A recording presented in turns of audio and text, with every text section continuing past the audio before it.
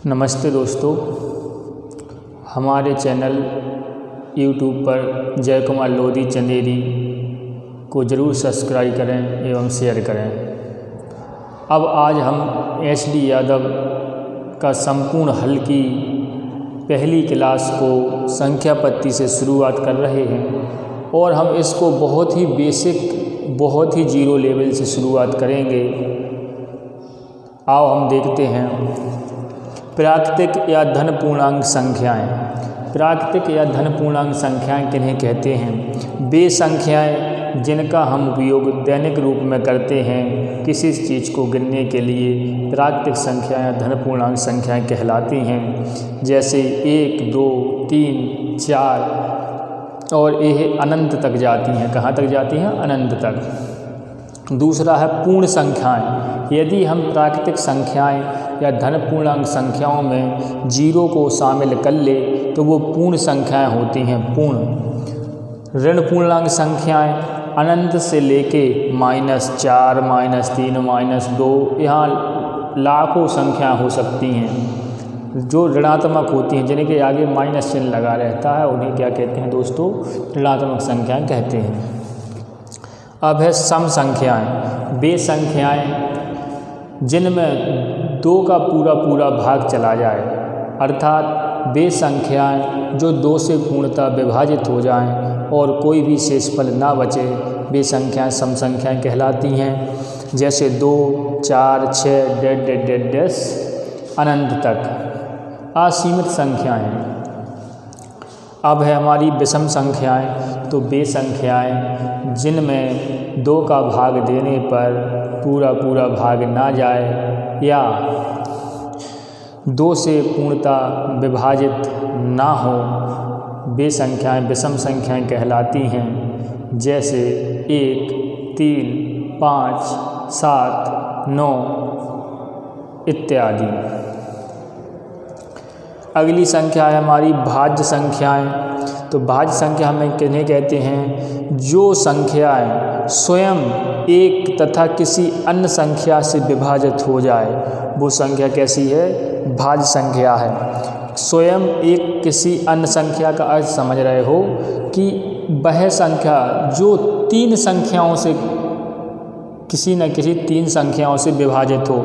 ये हम जानते हैं कि वह कोई भी संख्या हो वो स्वयं से और 1 से विभाजित होगी, लेकिन अगर वो किसी अन्य संख्या से भी विभाजित होगी तो वह हमारी संख्या कैसी होगी दोस्तों? भाज्य संख्या होगी। कैसी संख्या होगी? भाज्य संख्या होगी। जैसे हमने यहाँ पे ले लिया 4, जैसे ले लिया हमने यहाँ पे 8, तो 4 1 से भी विभाजित है और हमारी 2 से भी विभाजित है और 4 से भी विभाजित है, अर्थात इसके 3 गुणनखंड हो रहे हैं, अर्थात इसमें 3 से भाग जा रहा है। तो ये कैसी संख्या हो गई? भाज्य संख्या। कैसी संख्या हो गई दोस्तों? भाज्य संख्या।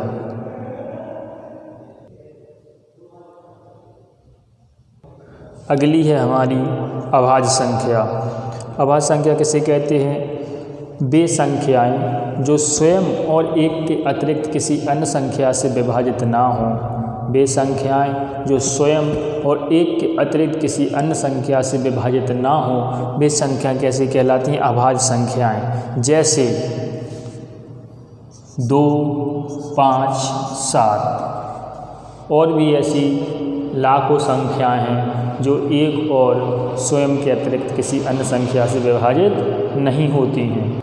अगला है हमारा सअभाज्य संख्याएं। सअभाज्य संख्या किन्हें कहते हैं? जिनका सिर्फ एक ही कॉमन गुणनखंड हो।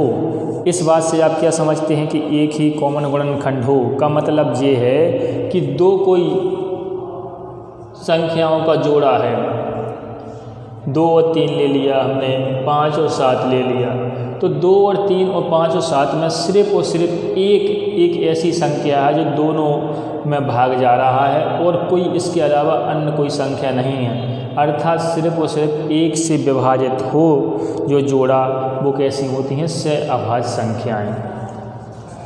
अब बात आती है परिमेय संख्याएं। तो परिमेय संख्याएं किन्हें कहते हैं? वे संख्याएं जिन्हें P/Q के रूप में हम लिख सकते हैं, जहां P, Q जहाँ q बराबर 0 नहीं होना चाहिए, जहाँ q का मान क्या नहीं होना चाहिए, 0 नहीं होना चाहिए, वो संख्या कैसी कहलाती हैं, परिमेय संख्याएं कहलाती हैं। जैसे 22/7, 4/5, 7/3 इत्यादि। अब 22/7 और पाई का कभी कभी पूछ लेता है कि पाई कैसी संख्या है। तो दोस्तों पाई एक अपरिमेय संख्या है, जबकि 22/7 एक परिमेय संख्या है। अपरिमेय संख्या वे संख्या जिन्हें p/q के रूप में लिखा ना जा सके वे संख्या कहलाती हैं अपरिमेय संख्या। जैसे पाई -√2, √3 -√3। तो ये संख्या कैसी होती हैं दोस्तों, अपरिमेय संख्याएं। अब इसके बाद आता है हमारा एक वास्तविक संख्याएं। तो परिमेय संख्या और अपरिमेय संख्या के सम्मिलित रूप को, परिमेय संख्या और अपरिमेय संख्या के सम्मिलित रूप को हम वास्तविक संख्याएं कहते हैं। क्या कहते हैं दोस्तों, वास्तविक संख्याएं कहते हैं। अब है हमारा अगला है वास्तविक संख्याएं। तो वास्तविक संख्याएं किन्हें कहते हैं, वे संख्याएं जो परिमेय प्लस अपरिमेय संख्याओं के सम्मिलित रूप को क्या कहते हैं, वास्तविक संख्याएं। जैसे 3/5 पाई -√2 3, एक ऐसी संख्या है दोस्तों, वास्तविक संख्याएं हैं। अब अगला लेते हैं हम क्रमागत।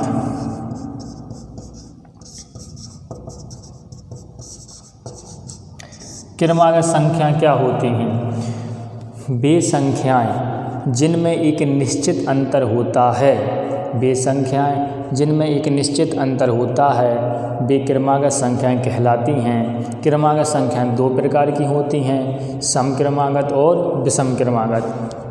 क्रमागत संख्याओं में अंतर वो 2 का हो सकता है, 1 का हो सकता है, 5 का हो सकता है, लेकिन यह अंतर संख्याओं के बीच निश्चित होता है। जैसे हमारी क्रमागत संख्याएं यहाँ हो जाएगी x +1, x +2, x +∞। यहाँ हम क्या समझ रहे हैं, यहाँ x बराबर क्या होगा दोस्तों, 1।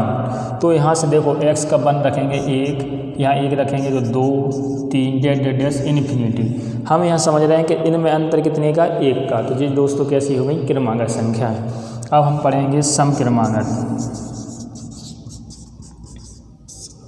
सम क्रमागत वे संख्याएं जिनमें 2 से पूरा भाग चला जाए और उनके बीच अंतर निश्चित हो, सम क्रमागत संख्याएं कहलाती हैं। जैसे x +2, x +4, x +∞, जहाँ x बराबर 2 होगा। यहाँ पे दोस्तों x बराबर क्या होगा, 2, क्योंकि सम संख्याएं कहाँ से प्राप्त होती हैं, 2। तो x का हमारा न्यूनतम मान कितना हो सकता है, 2। विषम क्रमागत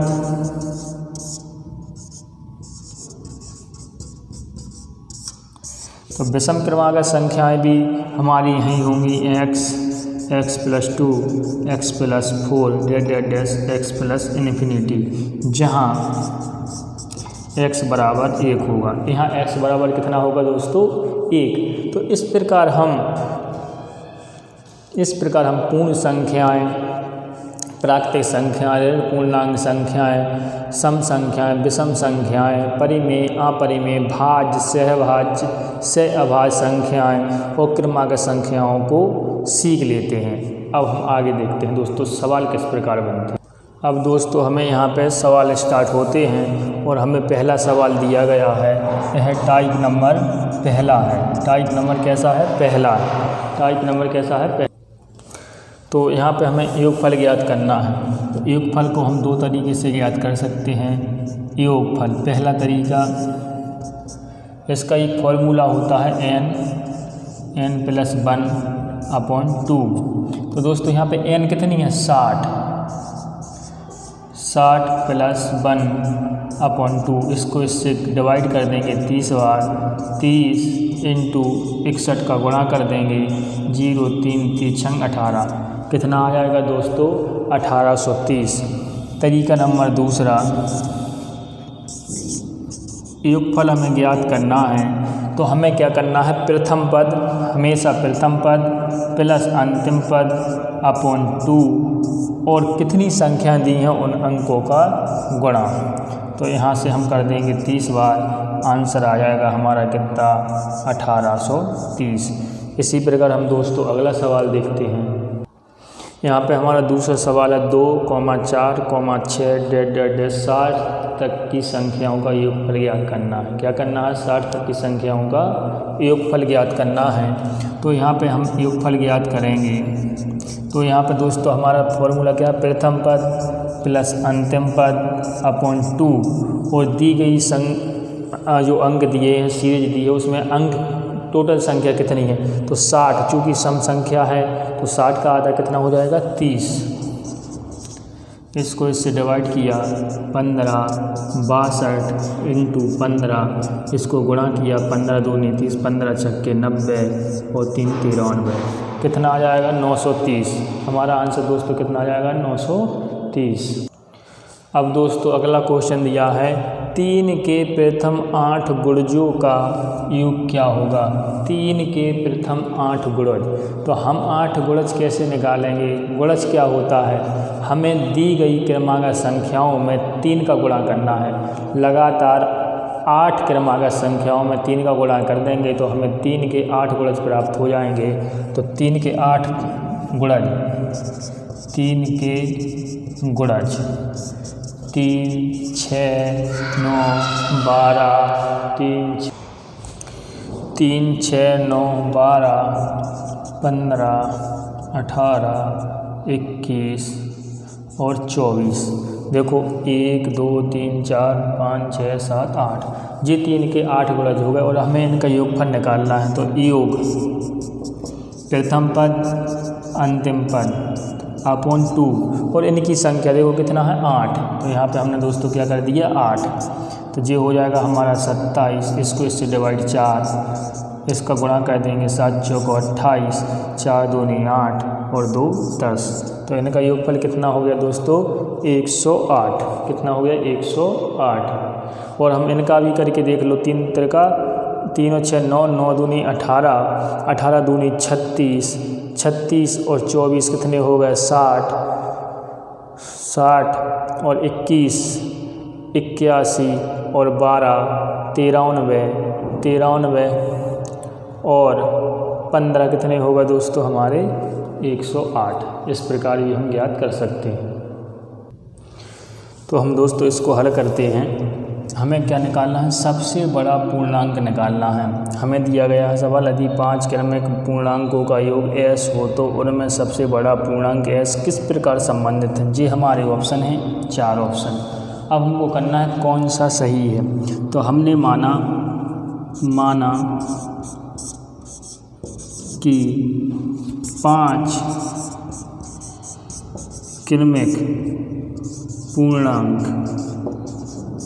क्या है, एक x है, x + 1, x + 2, x + 3, x + 4, इनका योग है। तो यहाँ पे हम दोस्तों क्या कर देंगे योग, और इनका योग कितना है दोस्तों s।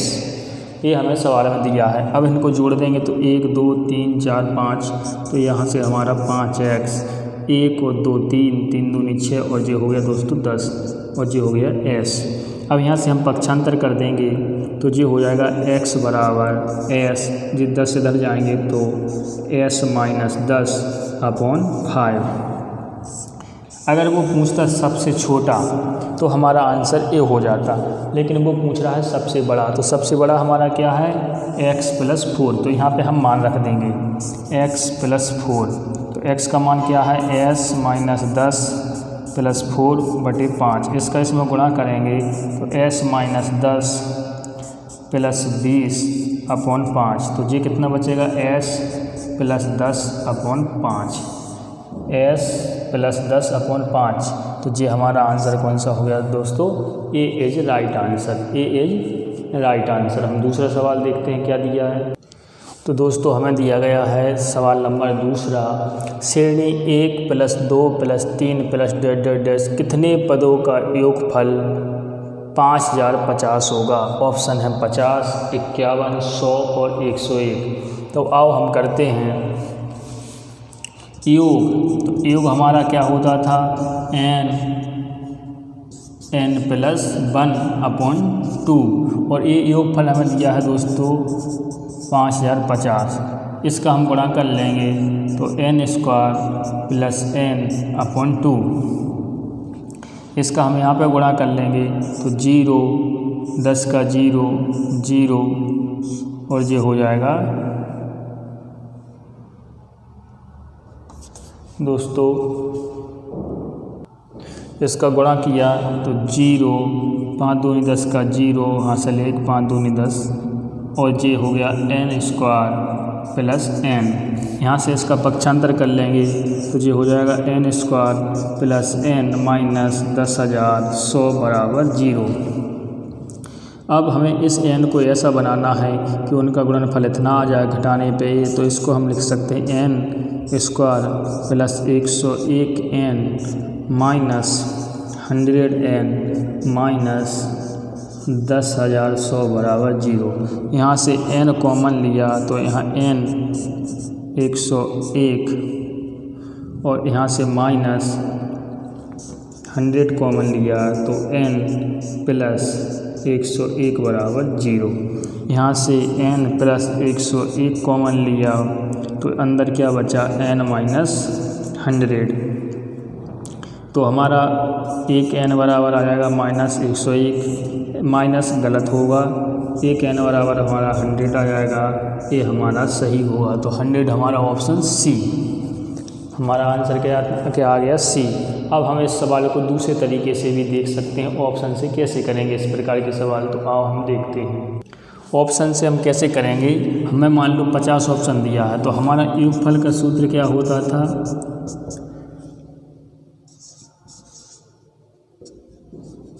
n और n + 1/2 होता था। मान लो हमारा n 50 है तो ये कितना हो जाएगा? 51/2। इसको इससे गुणा करेंगे 25 तो ये आ रहा है 25 और 125 और 2 127। ये बहुत अधिक आ रहा है। अब हम 100 को मानेंगे तो 100 × 101/2। तो इसको इससे 50 का इसमें गुणा करेंगे 50 एकम 50 और इसका इसमें गुणा करेंगे तो ये आ जाएगा कितना दोस्तों? इसका इसमें करेंगे 0, 5, 0 और 5 कितना आ जाएगा? 50। तो हमारा 100 आंसर सही हो जाएगा।